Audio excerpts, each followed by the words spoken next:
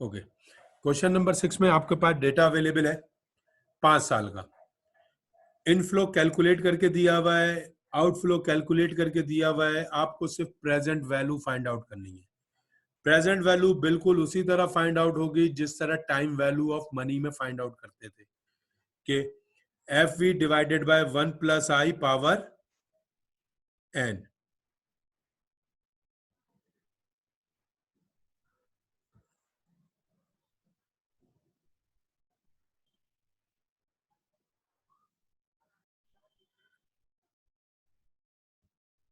Okay, नहीं disturbance हो रही है, बिल्कुल हो रही है। मेरे नेट पे डेफिनेटली हो रही है और कुछ ज्यादा हो रही है जी, मुझे भी फील हो रहा है। लेकिन एक काम करते हैं, अटेम्प्ट कर रहे हैं टुकड़ों में। थोड़ी बहुत डिस्टरबेंस होगी, उसका एक ऑप्शन ये है कि हम मैं इसके लिए एक क्लास और एक्स्ट्रा कर लेंगे, कोई इशू नहीं है। लेकिन मैं क्वेश्चन कर दूं ताकि अगर कोई डिफिकल्टी है तो मैं आपके साथ व्हाइट बोर्ड पे शेयर कर लूंगा जिसका करता हूं। तो लेकिन स्लाइड्स भी समझा दूं ताकि जब व्हाइट बोर्ड शेयर कर रहा हूं बना के आपके साथ ग्रुप में या यूट्यूब पे, तो आपको क्लियर हो कि ये किस तरह सॉल्व हुआ था। सही, तो क्वेश्चन में 5 साल का आपको डेटा दिया हुआ होगा।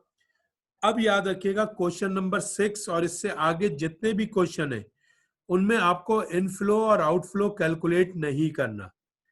उनमें आपको इनफ्लो और आउटफ्लो कैलकुलेट नहीं करना। अब आपको सिर्फ और सिर्फ इसकी डिस्काउंटिंग करनी है। डिस्काउंटिंग करने के तरीका सिर्फ एक ही है टाइम वैल्यू ऑफ मनी में, वो है उसकी प्रेजेंट वैल्यू।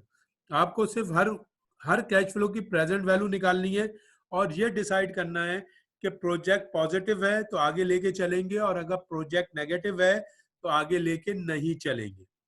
जब हमने क्वेश्चन नंबर 6 को अटेम्प्ट किया तो हमारे पास सबसे पहले ये 5 इयर्स का डेटा है।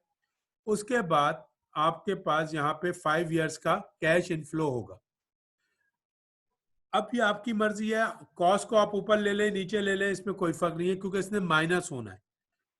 कैश इनफ्लो क्वेश्चन में आपके पास अवेलेबल था 10,000, 20, 30, 45 एंड 60। जब ये कैश फ्लो क्वेश्चन में गिवन होंगे, लेकिन अगर खुदा ना खासा गिवन नहीं है तो पहले आपको कैलकुलेट करने होंगे। कैलकुलेट करने का तरीका वही है, क्वेश्चन नंबर 1 से 5 तक जितना है वो कैश इनफ्लो का कैलकुलेशन है और 6 के आगे time value of money. Cash inflow दिया हुआ था, प्रेजेंट वैल्यू फैक्टर दिया हुआ है 10% पे N belongs to the numbers of years. First year होगा तो N1 हो जाएगा, सेकंड ईयर होगा तो N2 हो जाएगा, थर्ड ईयर होगा तो N3 हो जाएगा, फोर्थ ईयर होगा तो N4 और फिफ्थ ईयर होगा तो N5। 5 सालों का N आपको कैलकुलेट करना है, तो इसलिए यहाँ N की कोई वैल्यू नहीं लिखी है, N साल के हिसाब से चेंज होगा। N के ये कुछ फैक्टर्स टेबल से कैलकुलेटर से 3 डिजिट तक के निकाल दिए थे।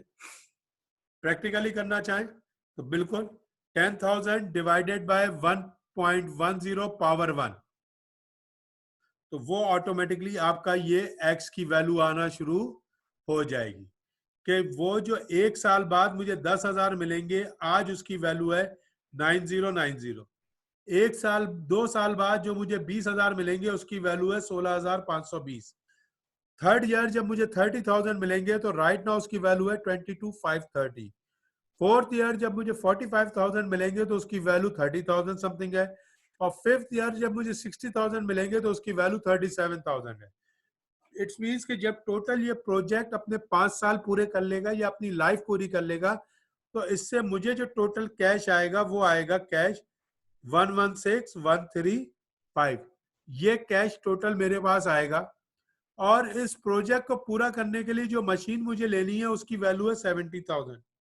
तो इसका मतलब है 5 साल बाद मेरे पास पॉजिटिव कैश फ्लो आएगा 46,135। अगर ये वैल्यू पॉजिटिव है यानी कि इनफ्लो ज्यादा है आउटफ्लो कम है तो मैं प्रोजेक्ट को आगे कंटिन्यू कराऊंगा। लेकिन अगर लेट सपोज ये एनपीवी जो नेट प्रेजेंट वैल्यू है ये माइनस में आ जाती तो ये प्रोजेक्ट आगे कंटिन्यू नहीं किया जाएगा क्योंकि ये प्रोजेक्ट हर सूरत में लॉस पे बुक होगा। तो पहला कंसेप्ट एनपीवी का क्लियर रखिएगा कि प्रोजेक्ट का पॉजिटिव होना जरूरी है। अगर प्रोजेक्ट पॉजिटिव नहीं होगा तो आगे कोई भी वर्किंग करना यूजलेस है, वर्थलेस है, उसकी कोई इंपॉर्टेंस नहीं है, उसको ना करें तो बेहतर होगा। ओके, अब मैं अनम्यूट कर रहा हूं, इसको थोड़ा सा हम डिस्कस करते हैं, then we move forward. Okay ji, question NPV तक इस स्लाइड में कोई डिफिकल्टी?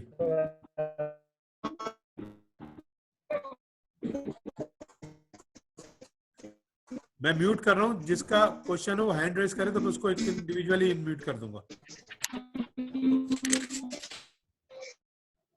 कोई प्रैक्टिस क्वेश्चन 6 की स्लाइड में कोई डिफिकल्टी किसी को?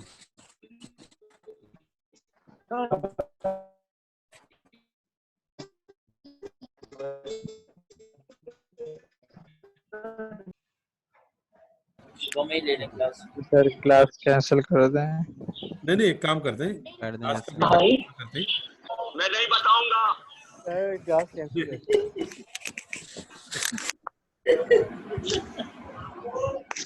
नहीं, अच्छा, क्वेश्चन मेरा यह था कि ये स्लाइड जो क्वेश्चन नंबर 6 की समझाई मैंने, ये वाली, इसमें कोई डिफिकल्टी? इसमें पीवीएफ बता देगा। पीवीएफ देखो, पीवीएफ कैसे काउंट हो? वही पीवीएफ वही जैसे टाइम वैल्यू ऑफ मनी का प्रेजेंट वैल्यू का फैक्टर है, फॉर्मूला इसका वही है। जी मैं सर। फॉर्मूला यहाँ लिख देता हूँ शीट पे।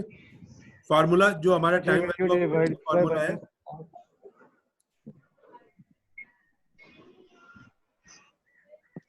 Future value divided by 1 plus point plus I power 1 plus I power पागल है n। एन। सही, तो आपने वो 10,000 है तू पागल है उसको पागल है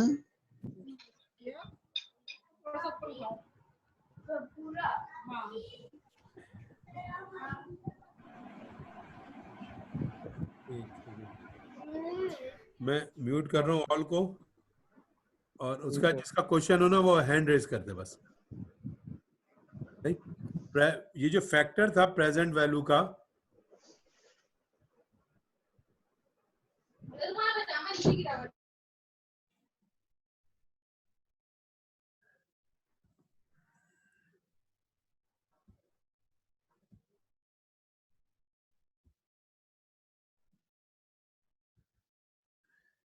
ये जो प्रेजेंट वैल्यू का फैक्टर है ये आपकी टेबल में भी मौजूद है, और अगर आप चाहें तो टाइम वैल्यू ऑफ मनी का present value, time value of money में जो प्रेजेंट वैल्यू का जो फॉर्मूला है उससे निकलेगा। एक करके देख लें अपने सामने कैलकुलेटर पे, 10,000 को डिवाइडेड बाय 1.10 करके देख लें, आंसर आपके सामने आ जाएगा। मैं भी करता हूं, एक कैलकुलेटर पे 1 सेकंड लगेगा।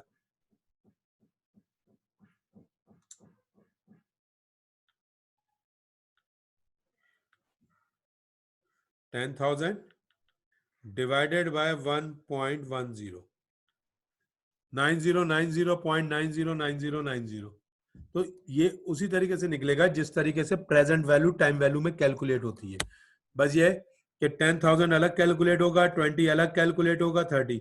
जब मैं 10 कैलकुलेट करूंगा तो पावर 1 रखूंगा, 20 पे कैलकुलेट करूंगा तो पावर 2 होगी, 30 पे कैलकुलेट करूंगा पावर 3, 45 पे कैलकुलेट करूंगा पावर 4, और 60 पे कैलकुलेट करूंगा पावर 5। जब ये पांचों पावरों पे ये डिस्काउंट हो जाएगा तो हम ये प्रेजेंट वैल्यू इंडिविजुअल है, हम इसको टोटल कर लेंगे तो वो कहलाता है total present value. Total present value हमारे पास 5 साल की आ जाएगी कि 5 इयर्स की प्रेजेंट वैल्यू कितनी है। जब आपके पास 5 इयर्स की प्रेजेंट वैल्यू डिटरमाइन हो जाएगी तो उसमें से कॉस्ट या कैश आउटफ्लो जो आपने पैसे खर्च किए हैं इस मशीन को खरीदने में वो माइनस करेंगे, ताकि आपको नेट एडवांटेज या नेट प्रेजेंट वैल्यू पता चल सके कि आपको क्या बचेगा आखिर में। ये फर्स्ट स्टेप है किसी भी डिस्काउंटिंग का, कि सबसे पहले आप प्रेजेंट वैल्यू फाइनलाइज करें। अच्छा, यहां से ख्याल रखिएगा, अगर due to any reason present value negative हो गई है, प्रेजेंट वैल्यू नेगेटिव है, तो आगे कोई भी फॉर्मूला कैलकुलेट करने की जरूरत नहीं है, क्योंकि प्रोजेक्ट एट मोस्ट लॉस में जा रहा है, तो उस लॉस के ऊपर वर्किंग करने की जरूरत नहीं है। अगर प्रेजेंट वैल्यू पॉजिटिव निकलेगी तो उसके बाद हम आगे जाना शुरू करेंगे, और अगर खुदा ना खासा ये एनपीवी माइनस में आ जाती तो मैं क्वेश्चन को यहीं पे ब्लॉक कर दूंगा, इसके आगे क्वेश्चन में कोई सोल्यूशन नहीं की जाएगी अगर क्वेश्चन आ गया। ओके, अब जब एनपीवी कैलकुलेट हो जाएगी तो दूसरा स्टेप इसी तरह, ये पीछे एक्स की कैलकुलेट की थी और ये इसी तरह सेम आपने वाई की भी कैलकुलेट की। एक्स की भी पॉजिटिव थी 46,135 और वाई की भी पॉजिटिव है 36,550। दोनों पॉजिटिव है, इसका मतलब है दोनों प्रोजेक्ट प्रैक्टिकली एक्सेप्टेबल हो गए। दोनों प्रोजेक्ट प्रैक्टिकली एक्सेप्टेबल है। अगर पॉजिटिव वैल्यू है तो दोनों प्रोजेक्ट एक्सेप्टेबल है। और लेट सपोज अगर एक पॉजिटिव और एक नेगेटिव है तो सिर्फ पॉजिटिव पे मैं काम करूंगा, नेगेटिव पे मैं काम नहीं करूंगा। एक ऑप्शन। अच्छा, अब सवाल ये पैदा होता है कि आप यहाँ पे मैनेजमेंट की क्या सोच है। आपने एज अ फाइनेंस गाय आपने लिख के दे दिया दोनों प्रोजेक्ट फिजिबल हैं, क्योंकि दोनों पॉजिटिव निकले, दोनों फिजिबल हैं। अब आपसे मैनेजमेंट कहती है कि नहीं जी, हमें इसके अलावा भी जो चारों पांचों मेथड है सब करके बताओ कि किसके तहत ज्यादा पॉजिटिव है और किसके तहत कम। तो जब आप एनपीवी कैलकुलेट कर लेंगे और एनपीवी पॉजिटिव आ जाएंगे तो दूसरा स्टेप आपने अप्लाई करना है प्रॉफिटेबिलिटी इंडेक्स, जिसको हम पीआई कहते हैं। प्रॉफिटेबिलिटी इंडेक्स अब आप अप्लाई करेंगे और प्रॉफिटेबिलिटी इंडेक्स के लिए आप एक्स को अलग कैलकुलेट करेंगे और वाई को अलग कैलकुलेट करेंगे। Total present value of inflows जब हमने एक्स कैलकुलेट किया था तो वो आ रही थी 116,135 डिवाइडेड बाय 70,000, तो हमारा प्रॉफिट बन रहा है 1.6590। वाई का आया था 106,550। ये देखिए वाई का,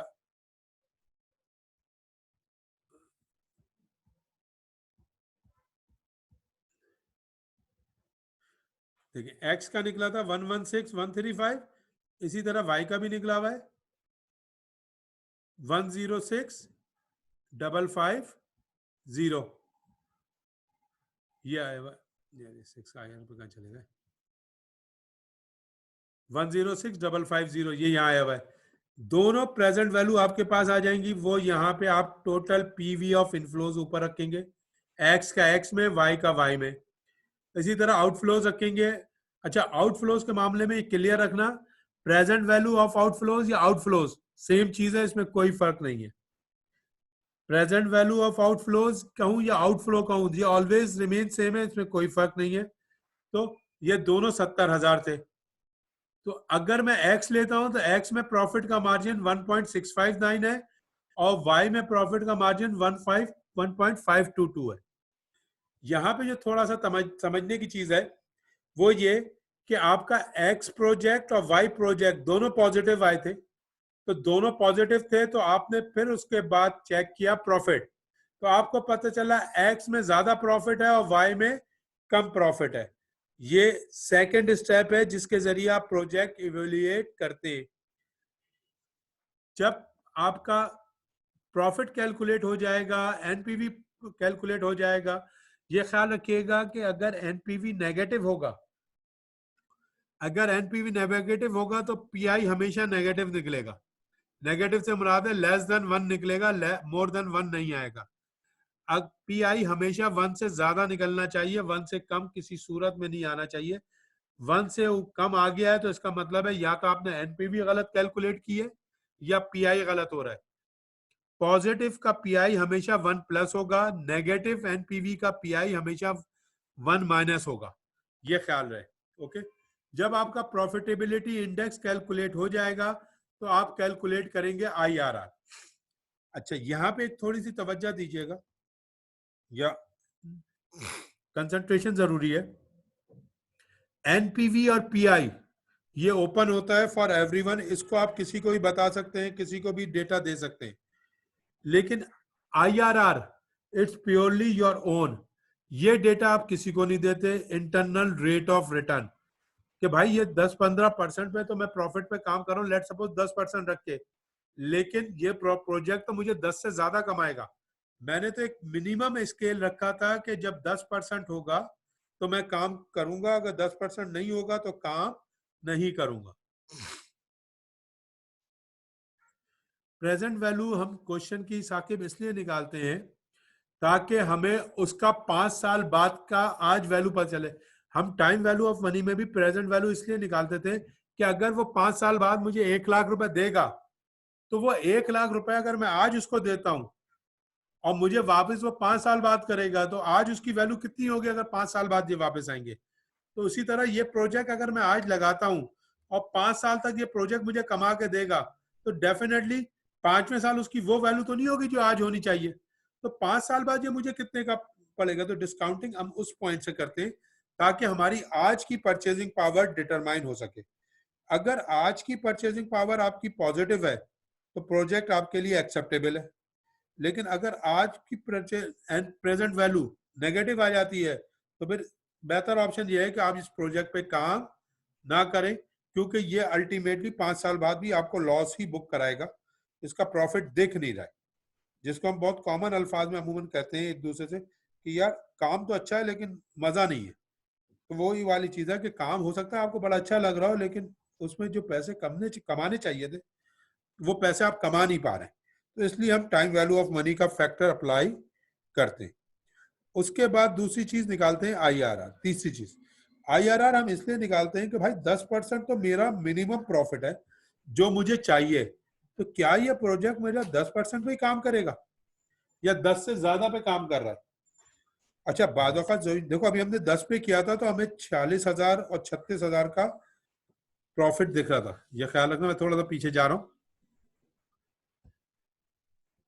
जब आप 10 पे कर रहे थे तो ये देखिए इसमें आपको 36,000 रुपए एक्सेस मिल रहे थे और इसमें आपको 46,000 रुपए एक्सेस मिल रहे थे। इसका मतलब है 10% पे तो आपको प्रॉफिट तो है इतना इतना।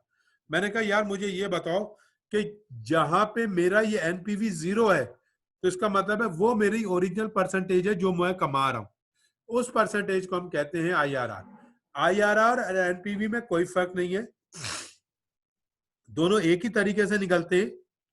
फर्क यह है कि जब मैं एनपीवी कैलकुलेट करने को कहूंगा तो इसका मतलब है मैं प्रॉफिट परसेंटेज डिटरमाइन कर चुका हूं और मैं आपको वो प्रॉफिट परसेंटेज दे रहा हूं। जब भी मैं एनपीवी आपसे कहूंगा तो इसका मतलब है प्रॉफिट की परसेंटेज मैं गिवन करूंगा, और जब मैं आपसे IRR कहूंगा तो प्रॉफिट परसेंटेज आपको डिटरमाइन करनी है कि इंटरनल रेट ऑफ रिटर्न है कितना जिसपे आपका कॉस्ट 0 हो जाए।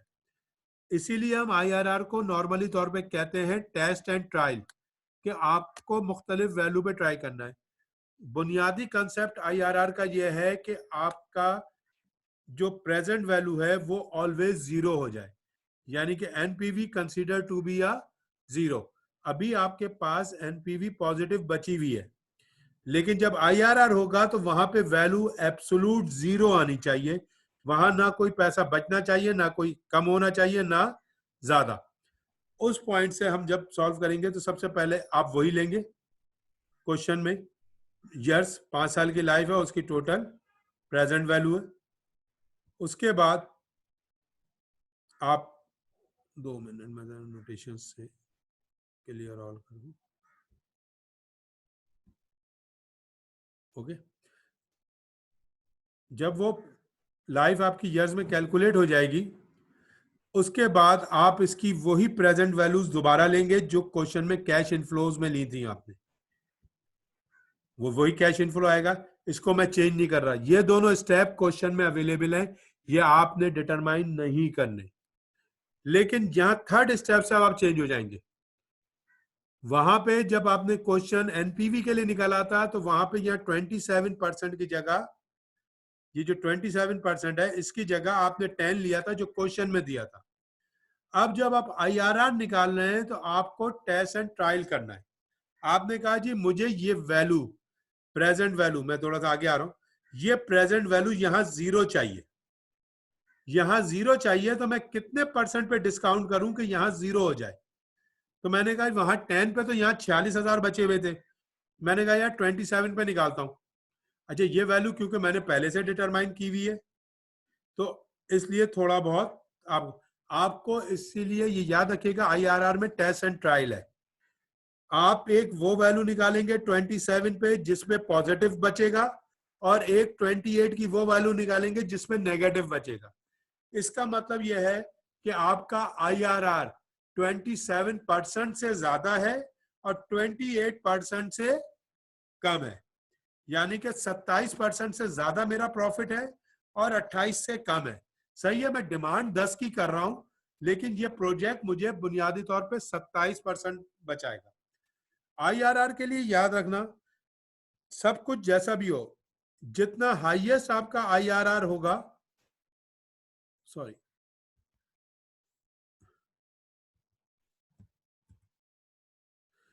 जितना हाईएस्ट आपका IRR होगा, प्रोजेक्ट उतना ज्यादा एक्सेप्टेबल होता है।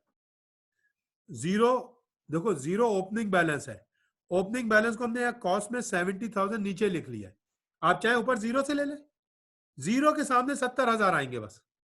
अब वो जीरो की कोई वैल्यू नहीं है, जीरो आप बाद में माइनस कर दें या पहले माइनस कर दें, उससे कोई फर्क नहीं पड़ेगा। तो ये ख्याल रखिएगा कि इससे कोई फर्क नहीं पड़ेगा, आप जीरो को ऊपर माइनस कर दें या जीरो को बाद में माइनस करें, वो कोई फर्क नहीं है। लेकिन जो समझने की कोशिश है, एनपीवी आपका वो प्रॉफिट होता है जिसपे आप मिनिमम लेवल पे काम करने को तैयार हैं, वो आप कैलकुलेट करते हैं। अगर वो पॉजिटिव आता है तो आप प्रोजेक्ट में इंटरेस्ट शो करते हैं, और अगर वो पॉजिटिव नहीं आता तो आप इंटरेस्ट में अपना इंटरेस्ट, प्रोजेक्ट में आपका कोई इंटरेस्ट नहीं है। अब बिजनेस का डिसीजन हमेशा IRR करता है। 10% तो वो था जिसपे मैं काम करने को तैयार हूं, लेकिन हर एक की कोशिश होती है ज्यादा से ज्यादा बचे। तो ये प्रोजेक्ट अगर मैं स्टार्ट लूंगा तो ये मुझे 27% प्लस और 28% माइनस निकालेगा।